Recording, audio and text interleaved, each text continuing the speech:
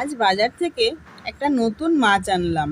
এটাকে আমি গোটাই আনতাম, তবে কাটিয়ে এনেছি এই কারণে যে এর কাঁটাগুলো ভীষণই শক্ত, আমি বাড়িতে এনে কাটতে পারবো না, এই কারণেই কাটিয়ে আনা। এর নামটা হচ্ছে কাঠভেটকি।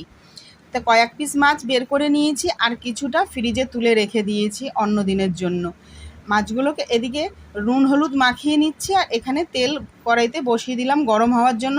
টমেটো পেঁয়াজটাকে মিক্সিতে একটু হালকা ঘুরিয়ে নিয়েছি, আর এখানে আদা জিরে ধনে লঙ্কা একসাথে করে পেস্ট করে নিলাম। ভেবেছিলাম পেঁয়াজ রসুন ছাড়াই করব, কিন্তু নদীর মাছ তো একটু তার জন্য পেঁয়াজ দিলাম। আর মাছগুলো ভাজা হয়ে যাওয়ার পরে সেই তেলেই আলুটাকে ভেজে নিয়েছি, আর একে একে করে মশলাগুলো সব দিয়ে দিয়েছি, আর তাতে পরিমাণ মতো নুন হলুদ সবটাই দিয়ে ভালো করে কষিয়ে নিয়েছি একেবারে।